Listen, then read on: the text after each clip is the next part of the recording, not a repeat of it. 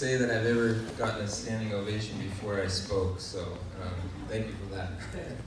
That's pretty amazing. This is an amazing group of people.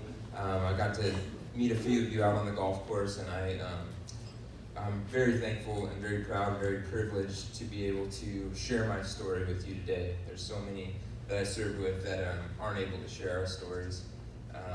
And just the amazing stuff that you guys have done in opening this community up to Operation Surf, and my brothers and sisters in arms, it's just been incredible. It's been amazing, so thank you. Tonight I'm going to share just real quick, very shortened version of my military background, what happened to me over in Iraq in 2007, and then some of the things that I dealt with, and then how Operation Surf really has done an amazing job in helping me and so many others, including my best friend who was able to come and do Operation Surf as well. So I was born and raised in San Luis Obispo, California, just up the road. And I was actually 17 when I joined the Army, and Uncle Sam handed me a permission slip for my mom and dad to sign so that I could actually join before I was 18. As soon as I graduated high school, I left and went to boot camp in Georgia at Fort Benning to become an infantryman. And from there, I went to airborne school, became an airborne infantryman, and got myself assigned to an amazing division, historic division, the 82nd Airborne Division, something that I'm still proud to this day to be a part of.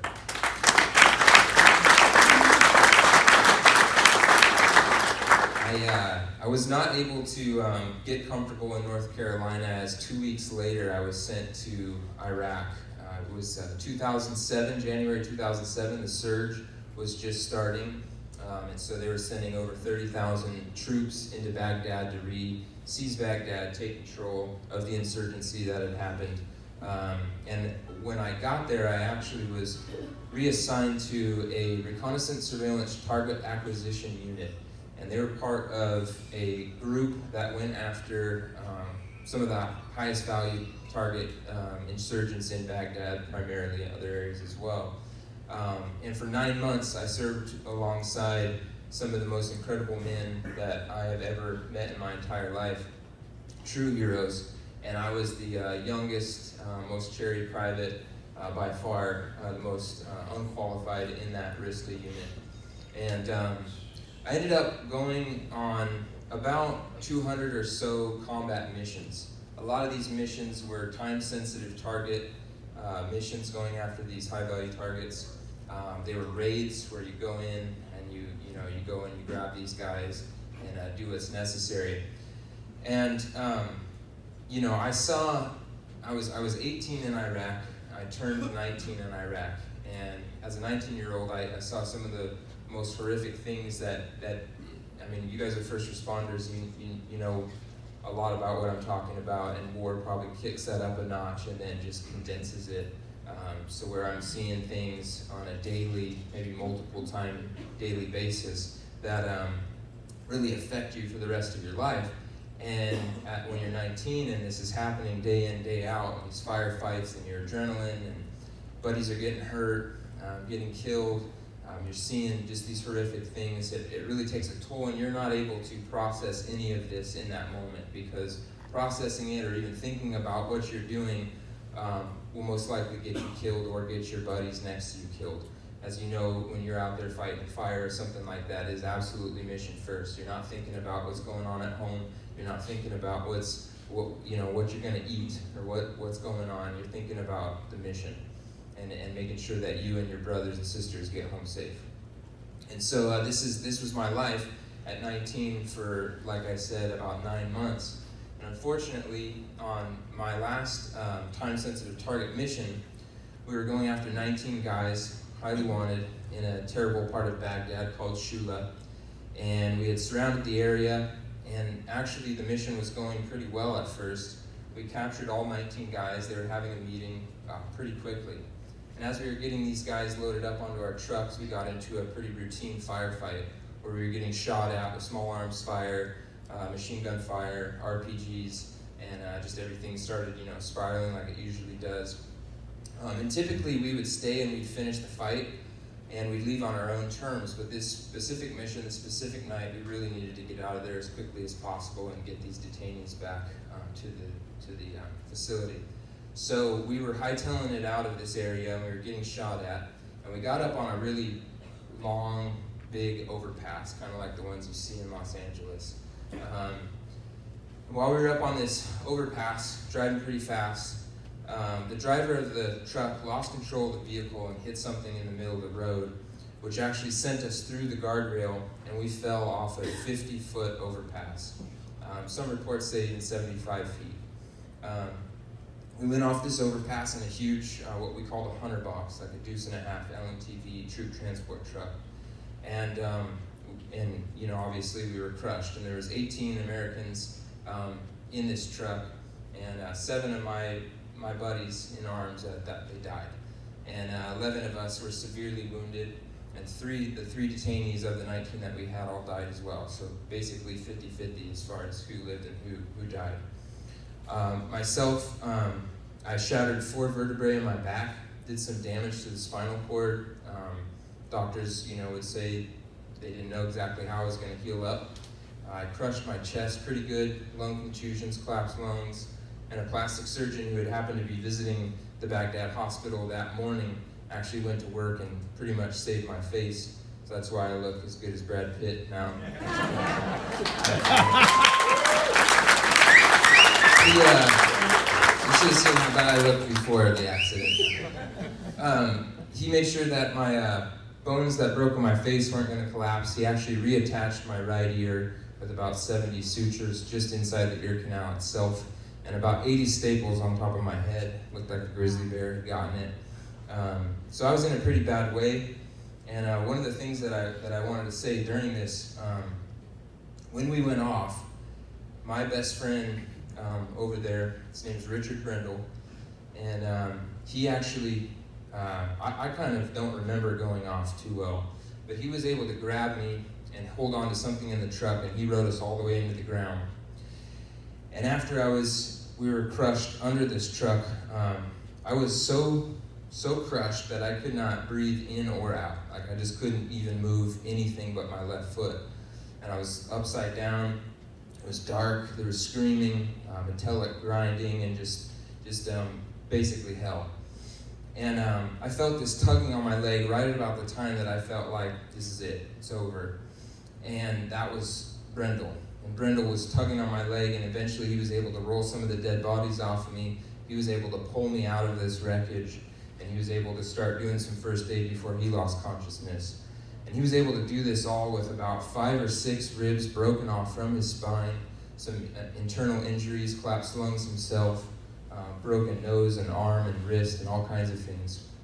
He was able to do this, and I wasn't able to be in the right state of mind at that time. I was just too wounded to really move or anything. But I know that he doesn't like me saying that he saved my life, but he really saved my life. And I know I probably would have done the same for him if roles were reversed. But he's just an amazing, incredible friend.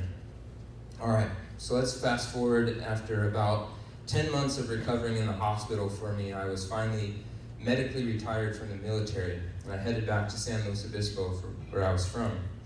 And it didn't take too long, and even in that 10 months of recovering, at first I didn't really have signs of PTSD or anything like that, and even thought maybe it was a sham. But slowly and surely, as I got, more and more, comfortable being home, or just, reintegrated a little bit, signs of PTSD really started to come up. And I started having a lot of anxiety, panic attacks. The nightmares were just absolutely unbearable. Every time I closed my eyes, all I would see is those images, those terrible images I can't even really repeat here tonight. That's what would replay in my mind when I closed my eyes, when I tried to sleep. I couldn't sleep. And, during the day I'd have flashbacks where, I'd be standing here, this whole room would explode, or a sniper would shoot at me, and I would feel that. I'd feel the adrenaline, I'd feel everything. I just was fighting this so hard. And there was a lot of support, a lot of love from my family, a lot of things that have helped me. But I remember I actually went to school with Van's wife, Amanda. And we ended up going to college together several years later when I was using my GI Bill. And that's when, I met her and we had this project together in a class, and then we needed to do something as a group. And she said, well, Van's got all these surfboards and wetsuits, what if we all go surfing? I was like, all right. So we went surfing, and it was pretty fun. And she said, you know what? You should go through Operation Surf. And actually, it took me a couple more years to really, say yes to that. And ended up going through the first 6-month-long program called OS6. And so we, would go out there several times a week and surf, and we would be surrounded with amazing instructors and professionals. And it was a life-changing experience. Doing something like surfing, and as most of you think, like, okay, that's cool, let's take some veterans out and let's surf, all right? And that sounds like fun. But let me kind of describe to you a little bit why it's like so much more than that, why it's healing, okay? So just in its very nature, the ocean is just an amazing healer. Okay, the water therapy, it's been proven scientifically, going out there, getting wet, being in nature, being in some environment like that where you don't have control over what happens, it's healing. It's peaceful. It brings peace.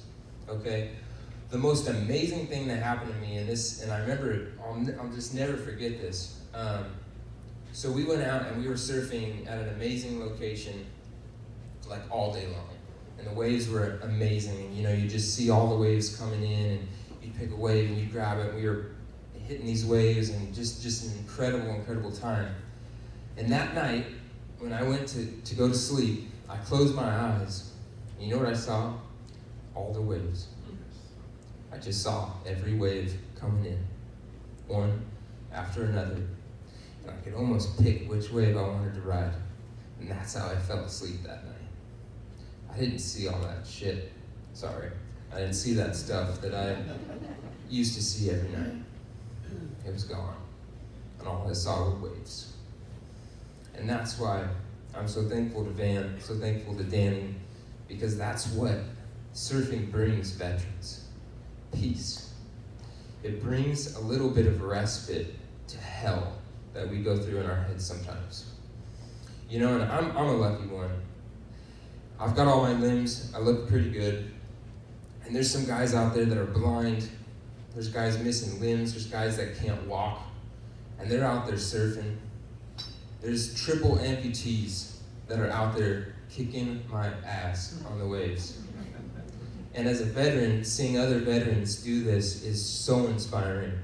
And to be surrounded by these professional surfers, how in the world, a group of veterans, right? Most closed off individuals, we love each other, but we're not really gonna open up and share and have a brotherhood with, surfers, right?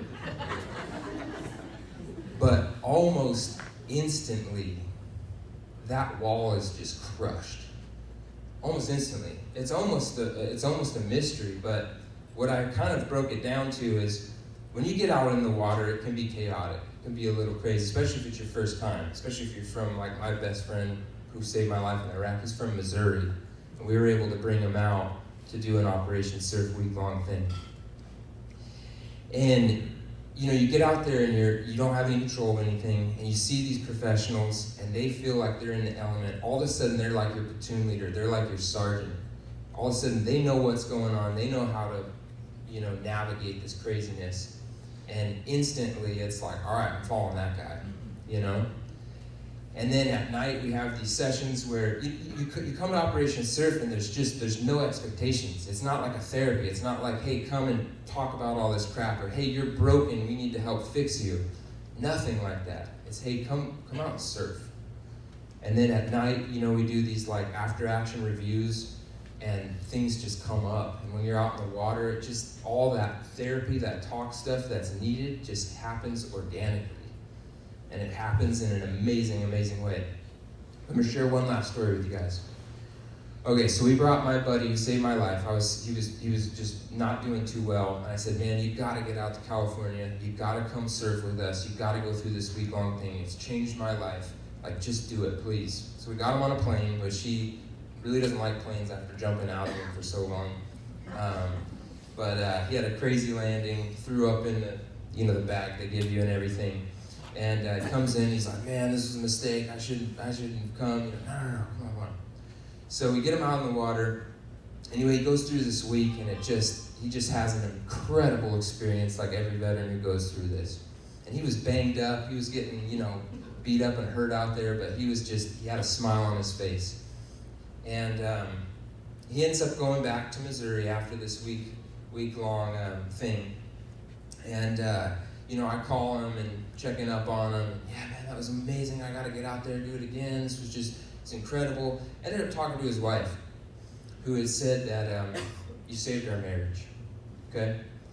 He's a different person. When he came back, he's just a different person. He's more loving, he's more kind. You saved our marriage. And that, to me, I was finally like, yes, like maybe I was able to pay him back just a little bit for saving my life, right? Well, 9 months later, he has a baby son, his fourth kid, and he named it Lance. I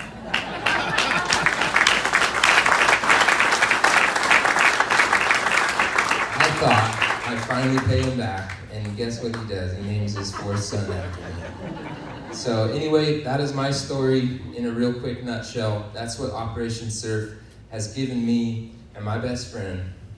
And, I hate asking for money and stuff like that, but, this is one organization. And in my day job working for the state now, for CalVet, I work with a lot of veteran organizations.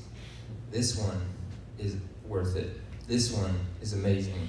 This one is truly the best.